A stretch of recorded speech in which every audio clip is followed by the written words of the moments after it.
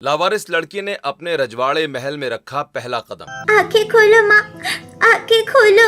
देखो तुम्हारी इशिका को भूख लगी है। मैंने कुछ नहीं खाया है माँ, आंखें खोलो।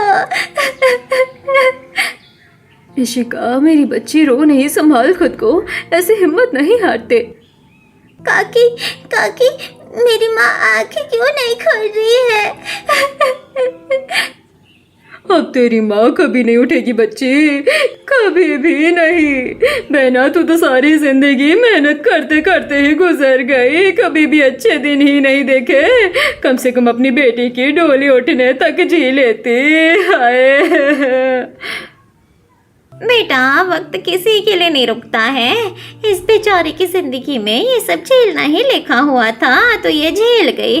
अब लेकिन इस छोटी सी बच्ची का क्या, दुनिया इसके लिए बड़ी निर्दयी है। क्या मतलब इसका? क्या हुआ? अगर मैं अपनी बहन भारती के चाचा की बेटी हूँ तो भारती मेरी ही बहन है।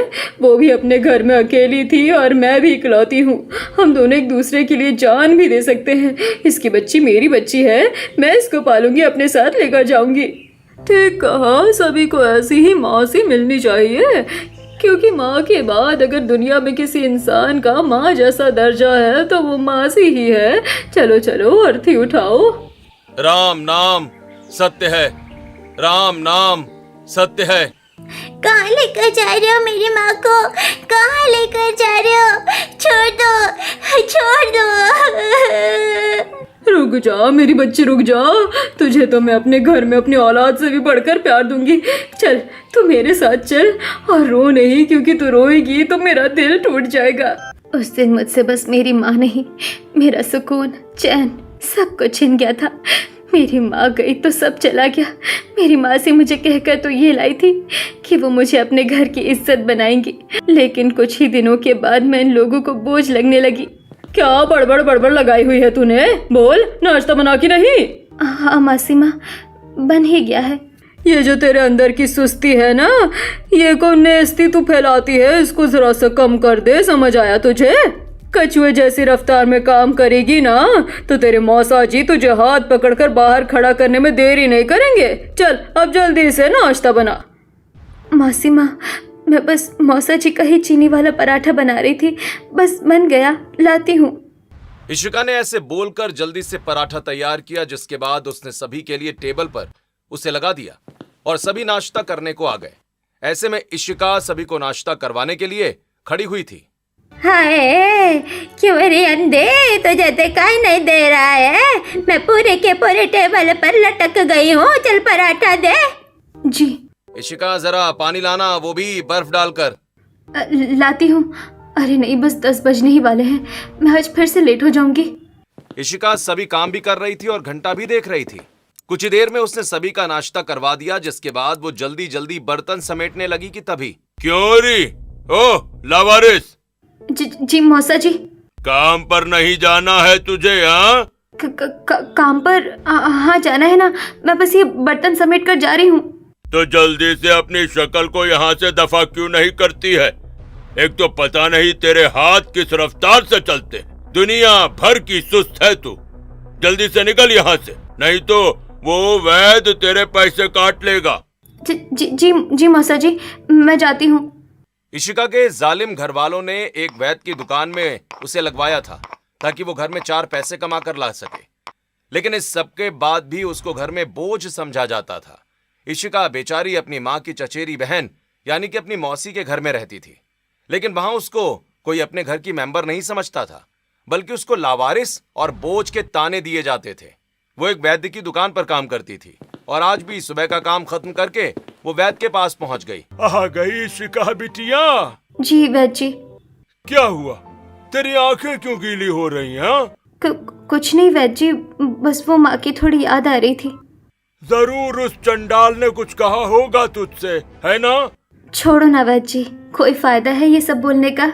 कम से कम मेरी मासी ने मुझे इस निर्दयी दुनिया में अकेला नहीं छोड़ा, मैं उनकी शुक्रगुजार हूँ। बेकार में जिन लोगों के अंदर कोई अच्छाई नहीं है ना, उनके अंदर भी अच्छाई नहीं ढूंढा कर। समझ में आया? उन लोगों को तू महीने के 5,000 देती है, कोई एहसान में नहीं रह रही है तू उनके पास। बस यही बात सोचकर खुद को समझा लेती हूँ, और क्या ही कर सकती हूँ। वैद्य एक दवाई अपने हाथ से एक बोतल में भरता है और इशिका को देते हुए बोलता है, इशिका मेरी बच्ची, रो नहीं, बिल्कुल भी मत रो। हाँ, अच्छा चल, मैं तुझे एक औषधि देता हूँ, तू उसको बनाना और राजमहल लेकर जाना। क्या कहा आपने? राजमहल? हाँ बेटा, राजमहल। यहाँ से कुछ दूरी पर एक रजवाड़े का परिवार रहता है ना, वहाँ की रानी सा राजबाला जी अभी कुछ देर पहले आई थी। बोल रही थी कि उनके सिर में दर्द रहता है और कुछ बाल भी झड़ रहे हैं, इसलिए उन्हें कुछ ऐसा चाहिए था जो कि उनके उतरते हुए बालों को थामे और सर दर्द को भी काबू करे। मैंने उनके लिए पुदीने का तेल बनाया है, तो जाकर दे आ। वाह, राजमहल की औरत आई थी। वैची, काश की मैं भी यहाँ होती तो मैं भी उन्हें देखती, कितना मजा आता ना। मेरी बच्ची, राजमहल की औरत को देखने में क्या मजा है? हाँ, देखना है तो तू राजमहल देख। जा, अब जाकर ये तेल लेकर उनको दे आ, जा। क्या सच में वैद जी? अरे जा ना, परेशान नहीं हो, कुछ नहीं होगा। मैं हूँ ना, यहाँ मैं फोन करके कह रहा हूँ कि मेरी बच्ची आ रही है, उसको अंदर जाने देना, तू जा। वैद्य हरिओम ने तेल देकर इशिका को भेज दिया, जिसके बाद हाथों में तेल लिए वो राजमहल पहुंच गई।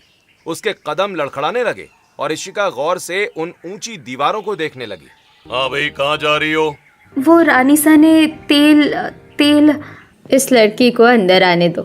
सुनो लड़की, अंदर आ जाओ। जी, आप ही रानी सा? हाँ, मैं ही हूँ, राजबाला। तुम्हें हरिओम वेद जी ने भेजा है ना, आ जाओ, अंदर आओ। इशिका इतनी घबरा रही थी कि उसने राजमहल की दीवारों को नजर उठाकर भी नहीं देखा और वो राजबाला के बड़े से कमरे में आ गई, जहाँ 2 दासियां थीं। अंजना और सोनल, जाओ यहाँ से। सुनो लड़की, इतना घबरा क्यों रही हो? वो मैं आपके लिए पुदीने का तेल लाई। तेल थी, वेद जी ने भेजा है।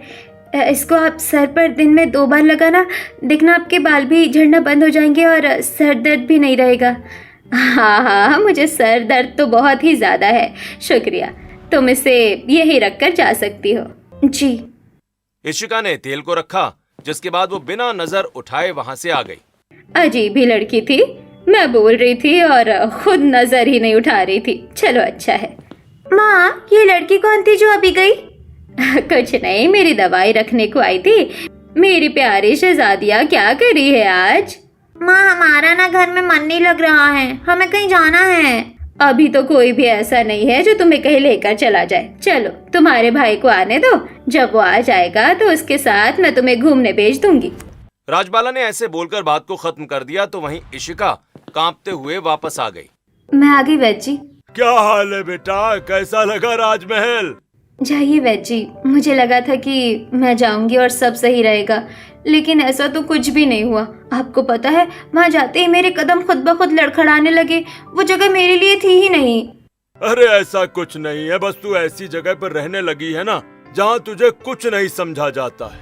नहीं तो ऐसा कुछ नहीं है, तू भी वहाँ की रानी बन सकती है। बस बात है अपने ऊपर आत्मविश्वास की। और अब से मैं तुझे रोजाना वहीं भेजूंगा, इसलिए तू तैयार रहना। नहीं वैद जी, आप मेरे साथ ऐसा नहीं करना। हाँ, मैं वहाँ रोज रोज नहीं जा सकती हूँ। इशिका के बात को सुनकर हरिओम वैद्य मुस्कुरा देते हैं, जिसके बाद इशिका बाकी की दवाइयां बनाने लगी। इस दुनिया में बस इशिका के लिए अभी तक एक हमदर्द हरिओम ही था। वो ही उसकी बातों को समझता था और उसे हिम्मत देता था। ऐसे ही 2-4 दिन और गुजरे और आज के दिन इशिका अपने घर के कामों को खत्म करके अपने वैद्य खाने पर ही आई हुई थी कि उसको हरिओम ने आज फिर से तेल और कुछ जड़ी बूटी की औषधि दे दी। अच्छा इशिका बेटा, जा इसको राजमहल दे आ। नहीं वैद जी, मैंने आपके कभी भी किसी काम को मना नहीं किया, लेकिन अब नहीं। बेटा, मैं तुझसे नाराज हो जाऊंगा। हाँ, तुझे जाना तो पड़ेगा। आप मुझे मजबूर कर देते हैं वैद जी, लाइए दीजिए। इशिका को जबरदस्ती आज राजमहल आना पड़ा। वो राजबाला के कमरे तक चली गई, जिसके बाद सुनो लड़की। जी बोलिए। वो बस मैं ये कहना चाहती थी कि वो जो तुम्हारे वैद्य जी ने मुझे पुदीने का तेल दिया था, वो वाकई कारगर था। उसको लगाते ही मेरे सर का दर्द काफी देर तक को उड़न छू हो जाता है। जी, ये तो खुशी की बात है, मैं ये वैद्य जी को बता दूंगी। आज जो तुम दवाई लाई हो उसमें ये तो खाने की है और ये वाली लगाने की है। एक काम करो, ये दवाई तो मैं अपनी नौकरानियों से भी लगवा लूंगी, लेकिन तुम आज मेरे सर में पुदीने के तेल से मालिश करके जाओ। पता नहीं क्यों ऐसा लगता है कि तुम ज़्यादा अच्छे से ये काम कर सकती हो। जी। अरे वाह, आपके बाल तो बड़े लंबे हैं, बस थोड़े से हल्के लग रहे हैं, लेकिन वो भी इस तेल की मदद से अच्छे हो जाएंगे। माफ़ कीजिएगा अगर मैंने कुछ गलत बोल दिया हो तो। नहीं नहीं, कुछ भी गलत नहीं बोला है। चलो अब तुम मुझे तेल लगा दो। इशिका ने जैसे ही तेल मालिश करना शुरू किया तो राजबाला की आंखें आनंद से बंद होने लगी। आहा, इसको कहते हैं सुकून। तुम्हारे हाथों में तो जादू है लड़की, जादू। ये इस तरह से मालिश करने से सर में खून का दौरा पड़ता है और उससे हमारे दिमाग की नसें भी खुलती है और दर्द को कम होने और बाल झड़ने में सहायता भी। ऐसा क्या? तुम्हें तो काफी कुछ पता है। ठीक है लड़की, तो आज से तुम ही मेरे सर में मालिश करने को आया करोगी। बताओ, मंजूर है? क्या कहा? मैं? आप इतने बड़े राजमहल की मालकिन हैं, रानी हैं, मैं आपको मना नहीं कर सकती हूँ। अगर आप कहती हैं कि मैं आऊँ तो मैं जरूर आऊंगी। इशिका की बात को सुनकर राजबाला मुस्कुराई, जिसके बाद इशिका उनको मालिश करके चली गई। ऐसे ही अब रोजाना इशिका राजबाला को मालिश करने के लिए जाती थी। मैं जा रही हूँ वैद जी। यकीन नहीं होता कि ये वही लड़की है जो एक दिन राजमहल जाकर ये बोल रही थी कि अब वो दोबारा वहाँ नहीं जाएगी, और अब तुझे जाते हुए 1 महीना होने को आया है। वैद जी, रानी से सच में बड़ी अच्छी हैं। मैं वैसे किसी स्वार्थ में नहीं बोल रही हूँ, लेकिन उन्होंने कभी इतने बड़े घर की महल की मालकिन होते हुए ये जाहिर नहीं होने दिया कि मेरी उनके आगे हैसियत ही कितनी है। इशिका की बात को सुनकर हरिओम मुस्कुराया, जिसके बाद इशिका राजमहल को आ गई। वो राजबाला की मालिश ही कर रही थी। रानी सा, एक बात पूछूं? हाँ पूछो। छोटा मुंह बड़ी बात, लेकिन आज क्या महल में कोई समारोह है? मेरा मतलब सुबह से ही यहाँ सजावट हो रही है। आज मेरा बेटा आ रहा है अमेरिका से। उसने पूरे 5 साल वहाँ पढ़ाई की है, तो बस उसी खुशी में आज महल में समारोह है। अच्छा, तो शहजादे आ रहे हैं? पता नहीं तुम्हें ये बात सुनकर कैसा लगेगा बेटा, लेकिन मैं तुमसे कुछ कहना चाहती हूँ। जी कहिए ना, मेरे बारे में क्यों सोचती हैं? बेटा तुम मुझे बहुत ज़्यादा पसंद हो। मैं चाहती हूँ कि मैं तुम्हें अपने घर की बहू बना कर लाऊं। अपने छोटे बेटे से जो अब आ रहा है उससे तुम्हारी शादी करूँ। बोलो, तुम्हें मंजूर है? रानी सा, ये आप क्या बोल रही हैं? आपके घर की दीवारों में और मेरी दीवारों में ज़मीन आसमान का अंतर है। शहजादे भी मुझे कभी पसंद नहीं करेंगे। तुम्हें कौन पसंद करेगा और कौन नहीं, ये तुम नहीं जानती हो, समझ आया? और बात रही घर वालों की, तो तुम एक अच्छी लड़की हो और मैं चाहती हूँ कि मेरे बेटे की जिंदगी में वो आए जो अच्छा हो, ना कि जिसमें दिखावा हो। घर वाले भी मान जाएंगे, बस तुम अपनी राय बताओ। अगर तुम राजी हो तो मैं कल ही गाजे बाजे के साथ तुम्हारे आंगन तुम्हारा अपने बेटे के लिए हाथ मांगने को आऊंगी। क्या? इशिका सोच में पड़ गई। ये उसकी जिंदगी के बदलाव का एक बहुत बड़ा पड़ाव था। उसने राजबाला से हाँ कर दी, जिसके बाद उसने घर आने के बाद भी अपनी मौसी को सब बता दिया। तेरे लिए राजमहल से रिश्ता आ रहा है, तूने हमें भी पागल समझा हुआ है क्या? मैं आपका पागल नहीं बना रही हूँ, सच बता रही हूँ। आज मैं राजमहल गई थी, मासी दवाई लेकर उन्होंने तब ये सब कहा। ये तो बड़ी ही अच्छी बात है। अगर ऐसा हो जाए, मेरे घर में तो पैसे ही पैसे होंगे। मेरी गुड़िया, मेरी लाडो, तू तो बड़ी ही अमीर घर का दरवाजा खोलती हुई लाई है। चल चल तू बैठ। सोनाली बेटा, चल तेरी दीदी के लिए हमें कल कुछ पहनने को ला कर देना है। चल बाजार चल। और तू इशिका बेटा, कोई काम नहीं करना, पड़ा रहने दो, जो भी होना है ठीक है ना? मेरे लिए बड़े घर से रिश्ता आ गया तो मासी बदल गई, नहीं तो कल तक तो मैं लावारिस सी थी। मेरे लाडो आजा, मैं तेरे सर में तेल लगा देती हूँ। सुबह को जब तू अपने बाल धोएगी ना तो वो रेशम से चमकेंगे। आजा आजा। जी चलो, चाहे ये सब बस अपने ही फायदे के लिए कर रहे हैं, लेकिन कम से कम मुझे परिवार का प्यार तो महसूस हो ही रहा है। इशिका के लिए बाजार से नए कपड़े और गहने आए और आज के दिन उससे किसी ने कुछ भी काम भी नहीं करवाया। ऐसे ही अगला दिन आया तो मेरी बच्ची कहाँ जा रही है? रसोई में तेरा क्या काम? तू यहाँ बैठ और नाश्ता कर। देख, तेरे लिए आलू की पूरियां लाया हूँ, ले खा ले खा ले। जी माँ ये लो, आपने ये सब मंगवाया था ना? हाँ, ये सब मेरी बच्ची को देखने आने वालों के लिए है। बेटा तू नाश्ता कर। सभी लोग अचानक से इशिका के लिए बेहद ही अच्छे हो गए थे। उसको हाथों से खिला रहे थे और उसकी सुन भी रहे थे। परिवार का प्यार कितना अच्छा है, लेकिन अगर वो मेरे रिश्ते के लिए आए ही नहीं तो क्या होगा।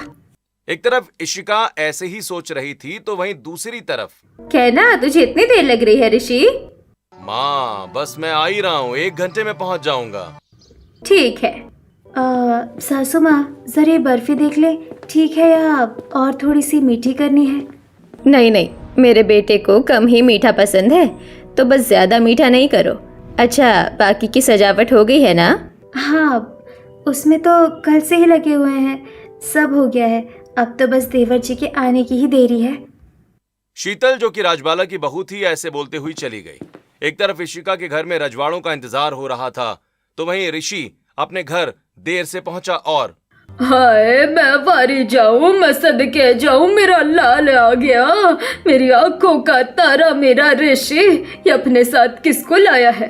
दादी, माँ, बाबा, मैं आप सभी को किसी से मिलवाना चाहता हूँ। यह है मेरी पसंद, मेरी जिंदगी, मेरा सब कुछ। अहाना, मैं इसी से शादी करूंगा। शादी? ये लड़की? भाई सच में? लेकिन ये तो कहीं से भी इस राजमहल के हिसाब से नहीं लग रही है। ऋषि अपने साथ अपनी गर्लफ्रेंड लाया था। वो एक मॉडर्न जमाने की लड़की थी जिसके बाल छोटे छोटे और लाल रंग से रंगे हुए थे, होठों पर पियर्सिंग और साथ ही मॉडर्न ड्रेस पहनी हुई अहाना जरा भी उस राजमहल के हिसाब की लड़की नहीं थी। Hello everyone. नहीं, ये इस घराने की बहू नहीं बन सकती है। हमारे घर की कुछ मान मर्यादा है, हमारे यहाँ लड़की ऐसे कपड़े नहीं पहनती है। ऋषि बेबी, तुम तो कितने मॉडर्न सोच के हो और तुम्हारे घर वाले अभी भी खबरों के ऊपर भेदभाव करते हैं। सैड। इस तरह की बातें मत कीजिए माँ बाबा कि जैसे आप लोग अनपढ़ गंवार हैं। मैं अमेरिका से आया हूँ और मैं कपड़ों वगैरह को कोई बड़ा इशू नहीं समझता हूँ। पता नहीं आप लोग इस तरह की बातें किस तरह से कर लेते हैं। ठीक है, जैसा तुझे ठीक लगे। हम तो बस इस राजमहल के रिवाज तुझे बता रहे थे, लेकिन अगर तुझे मानना ही नहीं है तो हम लोग कुछ नहीं कर सकते, जैसी तेरी मर्जी। ठीक है, तो अहाना ही मेरी पत्नी बनेगी और हम 1 हफ्ते के बाद शादी करेंगे। ये तो मैंने कभी सोचा ही नहीं था कि ऋषि को भी कोई लड़की अच्छी लग सकती है। मैं झूठी हो गई, मेरी जबान झूठी हो गई इशिका के आगे। राजबाला ने किसी के आगे अब इशिका का जिक्र ही नहीं छेड़ा और बात को दबा दिया। उधर जैसे जैसे शाम हो रही थी, इशिका की शामत आने पर थी। कहाँ है तेरे रजवाड़े परिवार के रिश्ते वाले? माँ, आप भी किस झूठी और स्टूपिड लड़की की बातों में आ रही हैं? आपको लगता है कि ये है इस लायक कि इसको राजमहल का रिश्ता आएगा? इसकी तो शक्ल ही ऐसी है कि 9 देखे और 100 थूके। इसके लिए कोई नहीं आने वाला है। आप लोग कहाँ चक्कर में पड़ते हैं? मैं बस उस रात का इंतजार कर रहा हूँ। अगर वाकई कोई नहीं आता है तो तेरी खैर नहीं इशिका। मेरी मरी हुई माँ की कसम, उन्होंने आने को बोला था। अब मुझे नहीं पता है कि वो क्यों नहीं आई। इशिका की जान गले में आई हुई थी। आखिर देखते देखते रात के 10 बज गए, लेकिन रजवाड़े से कोई नहीं आया। अब घरवालों का गुस्सा चरम सीमा पर पहुंच चुका था। कामिनी ने इशिका को उठाया और उसके बाल पकड़कर बाजू मोड़कर वो उसे दर्द देने लगी। हिम्मत कैसे हुई तेरी हम लोगों को उल्लू बनाने की? बोल। माँ छोड़ो माँ, मुझे दर्द हो रहा है। ये मुझे बड़े पहले ही कर देना चाहिए था। ये ले। नाश्ते पानी में ही दुनिया भर के पैसे खर्च करवा दिए इसने तो। बाबा, इसको माफी नहीं मिलनी चाहिए। इसको तो मारो और खूब ही मारो। मैं सच में झूठ नहीं बोल रही थी, सच थी मेरी हर एक बात। मैंने झूठ नहीं कहा। इतना बड़ा झूठ कहकर अभी भी झूठ? इसकी तो अकल को ठिकाने लगाना ही पड़ेगा। सभी घर वाले इशिका के खिलाफ ही थे। उन्होंने उसे खूब मारा। बेचारी इशिका को जब लगा था कि उसकी जिंदगी अब नया मोड़ लेगी तो सब पहले जैसा ही हो गया। सारी रात वो रोती रही और अगले दिन तो वो राजमहल भी नहीं गई। 4 दिन निकलने के बाद वो राजमहल पहुंची। रानी साहब, हो गया। शुक्रिया। क्या बात है इशिका, मुझसे नाराज हो? कोई बात नहीं है, और मेरी क्या मजाल आपसे नाराज होने की। बेटा, मुझे माफ कर देना। सच में मैं ये सब चाहती नहीं थी, लेकिन ऋषि को पहले से एक लड़की पसंद थी। वो उसको अपने साथ ले आया तो मैंने तुम्हारे घर जाने का ख्याल छोड़ दिया। नहीं, आप माफ़ी नहीं मांगिए। वैसे भी ना मेरी इतनी हैसियत है कि मैं आपके घर में बहू बनकर आऊँ, और ना मुझे पूरी उम्मीद थी कि आप आएंगे। लेकिन हाँ, बस एक अफसोस है कि 2 पल की खुशी ने भी साथ नहीं दिया, लेकिन कोई नहीं, तुम एक समझदार लड़की हो, मैं जानती थी कि तुम समझ लोगी। अब मेरी बात सुनो, मेरे बेटे की 1 हफ्ते के बाद शादी है, बल्कि अभी 4 दिन बाद ही। खुलेआम के बाग के पास जो महल है वहाँ फंक्शन है और तुम्हें आना है, ठीक है ना? मना नहीं करना। क्या कहा? मैं आऊँ? अच्छा ठीक है। इशिका ने राजबाला की बात को मान लिया और शादी में आने को हामी भर दी। ऋषि की अहाना के साथ शादी थी। ऐसे ही देखते देखते 4 दिन और बीत गए और आज के दिन ऋषि की शादी थी। इशिका घर वालों से झूठ बोलकर बिना तैयार हुए ही शादी में आ गई। और वाह, कितना बड़ा फंक्शन है। सच में यहाँ तो अगर कोई खो गया तो पता भी नहीं चलेगा कि कहाँ गया है। वाह, इस तरह की जगह की दावत तो मैंने कभी नहीं खाई है। खाएगी भी कहाँ से? पागल इशिका, ये रजवाड़ों के यहाँ की शादी है। इशिका ऐसे ही जगह को देख रही थी कि तभी वहां पर उसने एक कमरे में अहाना को दुल्हन बने हुए बात करते सुना। हेलो जतिन, मेरा यहाँ दम घुट रहा है। उस ऋषि को मैंने बस पैसे के लिए फंसाया था। मैंने सारे गहने चुरा लिए हैं। आप मुझे लेने आ जाओ, मैं उससे शादी नहीं कर सकती हूँ। ये क्या? ये तो चोर है। मैं क्या करूँ? जल्दी से रानी साहब को लाती हूँ। इशिका ने ऐसे बोलकर जल्दी से अपने कदम राजबाला को ढूंढने की तरफ बढ़ाए। कुछ ही देर के बाद वो उसे मिली और उसने सब कुछ बता दिया। राजबाला कमरे में जल्दी से आई, लेकिन तब तक काफी देर हो चुकी थी। कमरे में बस अहाना के कपड़े थे, लेकिन वो जा चुकी थी। आना, आना, ये क्या है? लिखा है जो कुछ मेरे हाथ लगा मैं लेकर जा रही हूँ। अपना बेटा अपने पास रखो, मुझे नहीं चाहिए। वो तो भाग गई। ये क्या हो गया? रानी साहब, अब तो मंडप भी सज गया है और मेहमान भी आ गए हैं। अगर ऐसे में ये खबर पहुंची कि रजवाड़ों की बहू भाग गई है तो बड़ी बेइज्जती हो जाएगी। अब कोई और चारा नहीं है इशिका बेटा, अब तुम ही हमारे महल की इज्जत को बचा सकती हो। पहन लो ये शादी का जोड़ा और आ जाओ मंडप में। क्या मैं? राजबाला अपने घुटनों पर बैठ गई। अब बात राजमहल की इज्जत की थी। इशिका ने मना नहीं किया और घबराते हुए अपनी जान की बाजी लगाकर वो दुल्हन बन गई और घूंघट करके पहुंच गई मंडप में। पूरी शादी इशिका की ऐसे ही हो गई। सभी को लगा था कि दुल्हन के लिबास में अहाना है और अब इशिका के कदम मंडप से राजमहल की तरफ चले। जीते रहो मेरी बहू और बेटो। चल बहू, तू अपनी पालकी में बैठ जा। महल के बाहर एक राजकुमारियों वाली फूलों से सजी हुई सुंदर पालकी थी। इशिका उसमें बैठ गई। ऋषि साइड में था। अहाना, क्या तुम यकीन कर पा रही हो कि हमारी शादी हो गई है? नहीं, अब क्या होगा? शर्मा रही है मेरी बोल्ड अहाना को? कोई नहीं, आज तो शर्माना बनता है। वैसे रात को हम खूब बातें करेंगे और एक दूसरे के कान खाएंगे। मुझे तो डर है कि जब आप मुझे देखेंगे तो गुस्से में आप मुझे ही ना खा जाए। इशिका ऐसे ही डरते डरते जा रही थी कि तभी पालकी में एक गुलाब की पंखुड़ी आई। जैसे ही उसने बाहर देखा तो राजमहल की सड़क पर बने हुए जितने भी घर थे सभी अपनी छतों से फूल बरसा रहे थे। वाह, क्या स्वागत है। अब चल पड़े मेरे कदम राजमहल की ओर। ऐसे ही पालकी की साइड में बड़े बड़े हाथी चल रहे थे और इशिका और ऋषि पालकी में थे। कुछ देर चलकर राजमहल का दरवाजा आया। इशिका और ऋषि हाथ पकड़कर पालकी से उतरे तो पैरों के नीचे लाल कालीन बिछी थी और मशालों और ऊंट पर चढ़े हुए लोग उनके रास्ते में थे। ऊंट वाले फूल मारते और इर्द गिर्द मशाले लिए हुए लोग जमे खड़े हुए थे। ऐसे में इशिका ऋषि का हाथ थामे चलती हुई आई और उन्होंने गार्डन का दरवाजा खोला। वो खोलते ही साइड में आग जलना शुरू हो गई और गाजे बाजे बजने लगे। आ गए मेरे बहू बेटा। आज मैं कितनी ज्यादा खुश हूँ, ये मैं शब्दों में नहीं बता सकती हूँ। तो ये नहीं, बस आज पूरा राजमहल और पूरा रजवाड़ों का परिवार भी खुश है। नमस्ते। बेटा रुको, ये सब करने की जरूरत नहीं है। अच्छा ऋषि, चल बेटा, बस गृह प्रवेश हो जाए, उसके बाद बहू को इसके कमरे में ले जाना। हाँ हाँ, वहीं लेकर ही जाएगा। जहाँ आप कहेंगे हम तो वहाँ ले जाएंगे भैया। चलो चलो, अब दोनों भाई भाई ये मजाक बंद करो। देखो बहू कितनी ज्यादा थक रही है। इसके चेहरे से भी थकान दिखाई दे रही है, हालांकि इसका चेहरा नहीं दिख रहा है। मजाक था। आजा बहू, अभी मैं तेरी आरती कर दूंगी तो तू अपने शुभ पांव से कलश को गिराते हुए अंदर आ जाना। यहाँ खड़े होकर मुझे ही पता है कि मेरे दिल के क्या हाल है। डीजे की तरह बज रहा है। पता नहीं है कि मैं यहाँ किस तरह से रहने वाली हूँ। इशिका ने डरते डरते ससुराल में अपना पहला कदम रखा। किसी को अभी भी पता नहीं था कि घूंघट के अंदर अहाना नहीं इशिका है। हो गया शाही स्वागत बहू का। चल बहू, अब तू कमरे में जा। चलो भाभी, शादी के पहले तो आपसे कुछ खास बात हुई नहीं, लेकिन अब शादी के बाद जरूर हो जाएगी। अब कल मिलते हैं। हे यहाँ ना, चलो। ऋषि इशिका का हाथ पकड़कर ही उसको अपने कमरे तक ले आया, जिसके बाद मैं और ऋषि जी अब इस कमरे में अकेले हैं। पता नहीं है कि अब क्या होगा। चलो मेरी जान, अब तो ये घूंघट खोल भी दो। वैसे भी मैं जानता हूँ कि तुम कोई घूंघट वगैरह में बिलीव करने वाली लड़की नहीं हो, लेकिन आज के दिन तो मुझसे अपनी खूबसूरती को छिपाने के लिए घूंघट किया है ना तुमने? हाँ जी जी। ये देखा मैंने। आहाना, तुम आहाना नहीं हो? इशिका को देखते ही ऋषि के पांव तले जमीन ही खिसक गई। और वो सुनिए। अरे कौन हो तुम? बोलो। हाँ, कौन हो तुम? और मेरी आहाना कहाँ है?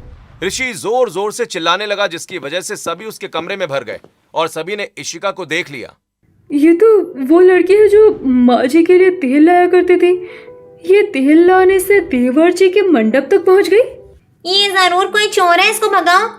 नहीं, इशिका कोई चोर नहीं है, बल्कि इसने तो आज हमारे महल की लाज को बचाया है। राजबाला ने सभी को सब सच सच बता दिया, जिसके बाद नहीं नहीं नहीं, ऐसा नहीं हो सकता। आहाना मुझे धोखा नहीं दे सकती, बिल्कुल नहीं। ऋषि गुस्से में कमरे से ही चला गया। सभी उसके पीछे गए। इशिका बेटा, मेरा ऋषि जरा सा गुस्सैल है, लेकिन कल तक वो शांत हो जाएगा। राजबाला भी ये बोलकर चली गई और पूरी रात ऋषि कमरे में नहीं आया, ना ही इशिका ने एक भी झपकी ली। ऐसे ही अगली सुबह इशिका सभी घर वालों के साथ नाश्ता करने को बैठी हुई थी। अब ये दिन आ गए हैं कि एक नौकरानी नौकरानी नहीं, लावारिस के साथ बैठकर नाश्ता करना पड़ रहा है।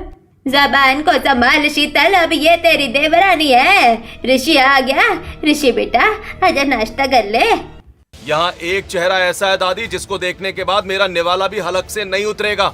आप लोग खा लो, मैं भूखा ही सही हूँ। बेटा, जो कुछ हुआ उसमें इशिका।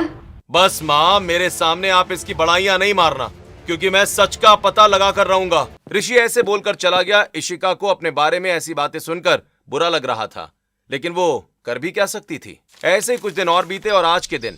ऋषि बेटा, कहाँ जा रहा है? कहीं नहीं माँ, घर में बोर हो रहा था तो सोचा कि दोस्तों के साथ कहीं घूम आऊं। बेटा, घर में तेरी पत्नी भी है, इसको एक मौका तो दे, कहीं दोनों घूमने चले जाओ। माँ देखिए, ना ही वो मेरी पत्नी है, ना मैं उसका पति। मैं ये रिश्ता, ये शादी नहीं मानता, इसलिए आप मुझे प्लीज कहीं भी जाने को फोर्स मत कीजिए, समझ में आया? सही कहा देवर जी ने। माँ जी ऐसे उन्हें कहीं भी जाने को ना कहिए नहीं। वैसे भी एक शहजादे और एक लावारिस का क्या मेल, ये तो बेमेल जोड़ी है। शीतल ऐसे ही आग लगाती रहती थी। उसकी बातों को सुनकर बेचारी इशिका को काफी दुख हुआ।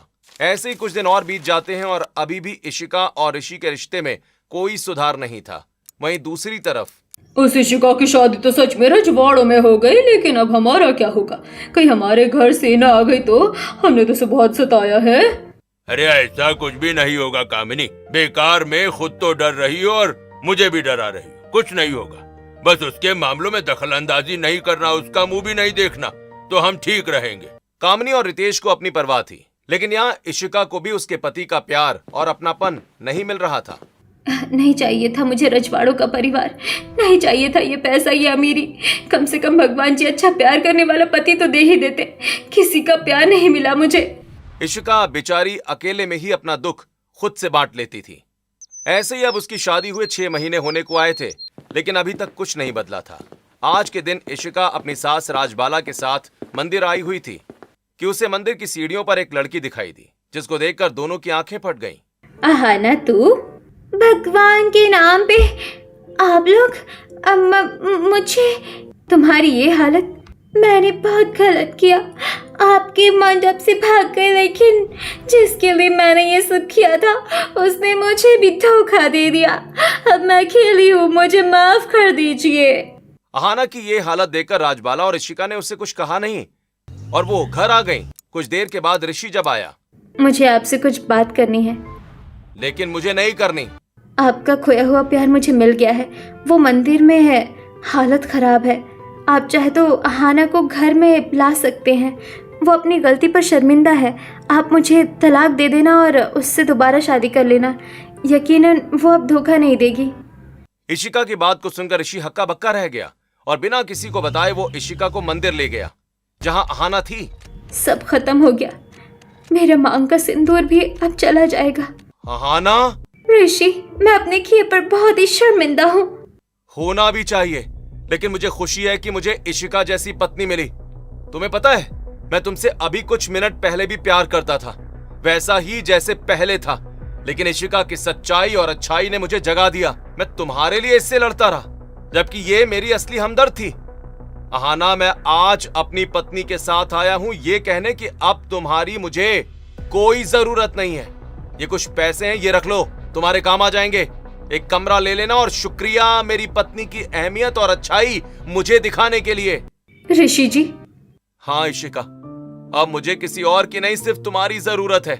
आज से तुम सिर्फ नाम की नहीं बल्कि दिल से भी मेरी पत्नी हो। चलो, आज तुम्हें तुम्हारी पसंद की आइसक्रीम खिलाता हूँ। सच में? चलिए, आज की खुशी मैं कभी नहीं भूलूंगी। इशिका और ऋषि ने साथ में बड़े प्यार से पहली बार आइसक्रीम खाई, फिर हवेली पर आ गए और अब सच सामने था। इशिका को उसके ससुराल ने पूरी इज्जत और सम्मान के साथ अपना लिया था। वक्त से बड़ा कोई नहीं होता। जिस इशिका को कभी अपनापन नहीं मिला, आज उसी के कदमों में पूरा रजवाड़ा था। दोस्तों, आपको हमारी इशिका की ये कहानी कैसी लगी? हमें कमेंट करके प्लीज जरूर बताइए।